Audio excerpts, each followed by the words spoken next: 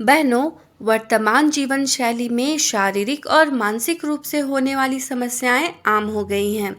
कार्यस्थल में तनाव, दबाव और अनियमित दिनचर्या के कारण शारीरिक और मानसिक स्वास्थ्य पर नकारात्मक प्रभाव पड़ता है। ऐसे में योग एक चमत्कारी उपाय हो सकता है जो शारीरिक और मानसिक स्वास्थ्य को बेहतर बनाने में मदद करता है।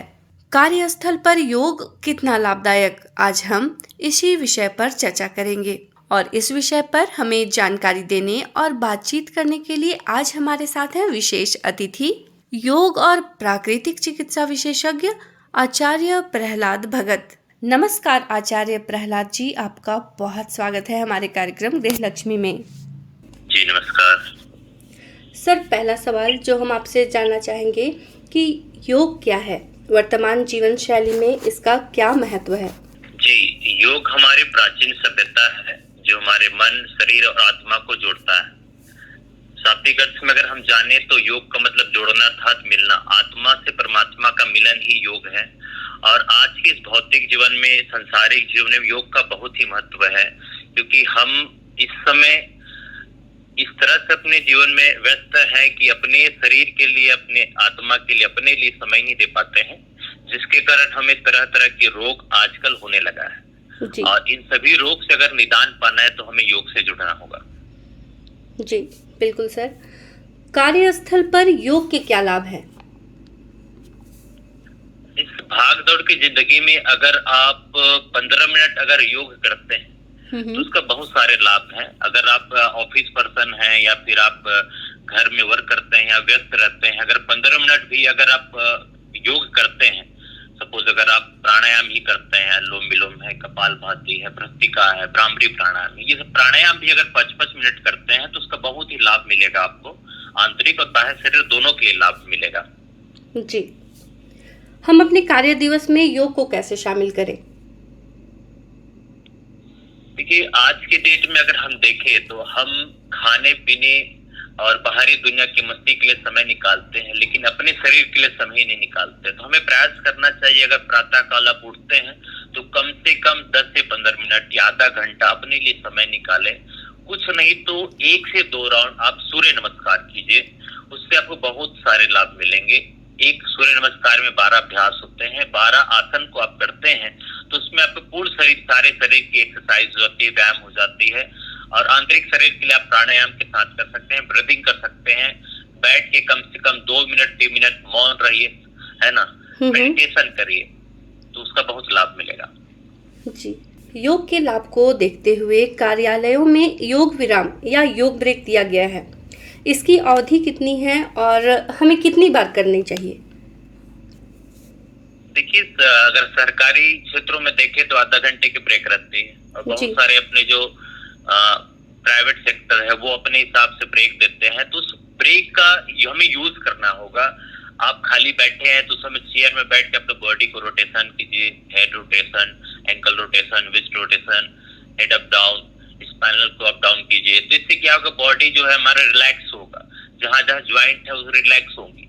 तो उससे हमें जो ज्वाइंट पेन होता है, बैक पेन होता है, शोल्डर पेन होता है, वो सब नहीं होगा। साथ ही साथ अगर इन चीजों का आप ब्रीदिंग के साथ करते हैं, श्वास के साथ करते हैं, तो हमारी जो श्वास प्रश्वास की क्रिया सही रहेगी। और जब भी आप खाली समय बैठे हैं, बीच में लंबी गहरी श्वास लेने का आदत बनाइए। कभी भी आपको बीपी, शुगर, हाई बीपी, लो बीपी, ये सब चीजें नहीं होगी, अस्थमा का प्रॉब्लम नहीं होगा। जी, और ये कितनी बार किया जा सकता है? आप इसको 15 मिनट, आधा घंटा इस तरह से कर सकते हैं। जी। और दूसरी चीज ये है कि अगर आपको बाहर निकलने का समय मिल रहा है, कहीं भी मैदान है, कभी खुली जगह पे, तो वहां पे जाकर उस खुली हवाओं का आनंद लीजिए। हम आज जितने भी लोग हैं शहर में रहने वाले, गांव वाले के लिए तो कोई दिक्कत नहीं है, लेकिन जो शहर में रहते हैं, है ना, शहरी क्षेत्रों में रहते हैं, उसके लिए दिक्कत ये है कि खुली हवा नहीं ले पाते। हम फ्लैट में रहते हैं, डुप्लेक्स में रहते हैं, सिटी एरिया में रहते हैं, तो पूर्ण रूप से हवाएं हमें नहीं मिल पाती है। तो मॉर्निंग या इवनिंग में कम से कम 10 मिनट, 15 मिनट, आधा घंटा के लिए टहलिए, उससे शरीर को एनर्जी मिलेगी, है ना, क्योंकि ये जो शरीर है 5 तत्वों से मिलकर बना है, और इस 5 तत्वों में जो जो चीजें हैं उसको समाहित करना हमारे शरीर के लिए बहुत जरूरी है। नहीं तो आपको त्रिदोष हो जाएगा, वात, पित्त, कफ, विटामिनों की मात्रा जब बढ़ेगी तो फिर तरह तरह की नए नए रोग आपके शरीर में आने लगेगा। बिल्कुल बिल्कुल सही कहा सर आपने। कार्यस्थल पर कौन कौन से योगासन किए जा सकते हैं? क्या कोई व्यवस्था करनी होगी इसके लिए? कार्यस्थल पे आप अगर व्यवस्था के पास हो पा रहा है तो आप एक छोटा सा मैट या दरी कुछ भी लेकर कर सकते हैं। अगर वो भी पॉसिबल नहीं है तो आप चेयर में बैठे हुए हैं तो चेयर से खड़ा हो जाइए, बॉडी को स्ट्रेच कीजिए, तड़ासन कीजिए, त्रिगत तड़ासन कीजिए। बैठकर हमारे जो पवन मुक्तासन ग्रुप 1 ग्रुप 2 होता है जिसमें हम लोग ज्वाइंट रोटेशन करते हैं, संधि चालन है ना, स्कंध संचालन है ना, ये सब चीजें कर सकते हैं। ज्वाइंट रोटेशन है, पाद गुणन, ये जितने भी क्रियाएं हैं है ना, कटी चक्रासन है ना, त्रियक तड़ासन, ये जितने भी नॉर्मल आसन है ये सब कर सकते हैं। स्पाइनल को अप डाउन कर सकते हैं है ना, पादहस्तासन कर सकते हैं। ये छोटी छोटी आसन है जिसको आप आराम से कर सकते हैं। जी बहुत खूब सर। कर्मचारियों के लिए कार्यालय में योग के लाभ क्या है? देखिए, दैनिक जीवन के हिसाब से देखें तो योग के बहुत सारे लाभ हैं, लेकिन अगर हम इसको कार्यालय के दृष्टिकोण से देखें तो हर किसी को किसी न किसी का रोग है। किसी को वेट लॉस करना है, बहुत ज्यादा वेट बढ़ा हुआ है, ओबेसिटी का प्रॉब्लम है, और अक्सर जो ऑफिस वर्कर है उनको एंजाइटी का और बीपी का और शुगर का प्रॉब्लम रहता है, डायबिटीज का प्रॉब्लम। इसका कारण है वर्क प्रेशर। तो वर्क प्रेशर को हल्का करने के लिए आप मेडिटेशन करिए है ना, भ्रामरी करिए, ओम का उच्चारण कीजिए है ना, चैटिंग करिए, मेडिटेशन करिए। तो इन सब चीजों से आपको लाभ मिलेगा, और लाभ तो ऐसा मिलेगा कि आपको दूसरे दिन काम करने में आनंद भी आएगा। जी चलते चलते हमारा आखिरी सवाल, योग करते समय क्या क्या सावधानियां बरतनी चाहिए और योग कब नहीं करना चाहिए? देखिए, योग के लिए बहुत सारे सावधानियां हैं।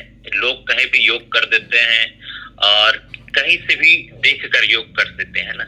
एक कहावत है योग में, देखा सीखी करे योग, छीछे काया बाढ़े रोग। मतलब हम किसी को भी देखकर योग कर देते हैं और बोलते हैं कि हम योग कर रहे हैं, हमें रोग नहीं होगा। तो ये आपकी भावनाएं गलत है ना। योग अगर आप सही दृष्टिकोण से नहीं करेंगे तो आपको रोग भी होगा, श्वास प्रश्वास की क्रिया में दिक्कत आ सकती है।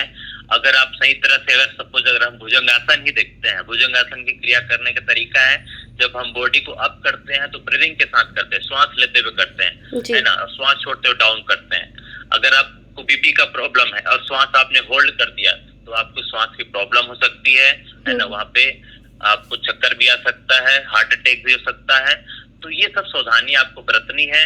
और दूसरी चीज ये है कि कभी भी खाना खाने के तुरंत बाद योग नहीं करना चाहिए, कम से कम 2 घंटे का फासला होना चाहिए। और योग करने के 1 घंटे बाद ही कुछ भी भोजन करना चाहिए। पानी आप आधा घंटे बाद पी सकते हैं, लिक्विड चीजें ले सकते हैं, लेकिन जो कठोर भोजन है ना, जी उसको कम से कम 1 से 2 घंटे के अंतराल में ही लेना चाहिए। दूसरी चीज, जो माताएं बहनें प्रेग्नेंट है, जिसको पीरियड्स आए हुए हैं, उन माताओं बहनों को उस काल में योग नहीं करना चाहिए। कुछ कुछ आसन है जिसको निषेध है, नहीं करना चाहिए। और जिसको हाई बीपी का प्रॉब्लम है उसको कपालभाति स्पीड में नहीं करना चाहिए, भ्रस्त्रिका नहीं करना चाहिए। अनुलोम विलोम आप कर सकते हैं, नाड़ी शोधन प्राणायाम कर सकते हैं, बाह्य प्राणायाम आप कर सकते हैं जी। जिसको लो बीपी का प्रॉब्लम है ये सब चीज तो कर सकते हैं, लेकिन आप भ्रस्त्रिका आप स्पीड में नहीं कर सकते हैं। और खान पान की भी आपको ध्यान रखना होगा। बहुत सारे खान पान चीजें ऐसी है जिसको हमें नहीं खाना चाहिए। साथ ही साथ जिसको बैक पेन का प्रॉब्लम है, शोल्डर के पेन का प्रॉब्लम है, किसी योग शिक्षक के निर्देशन में ही करें, जिससे आपको किसी तरह का दिक्कत ना हो। आजकल बाजार में बहुत सारे योग शिक्षक ऐसे हैं जिसको पूर्ण ज्ञान नहीं है और वो योग सिखाने लग जाते हैं, तो इनसे भी आपको बचना है।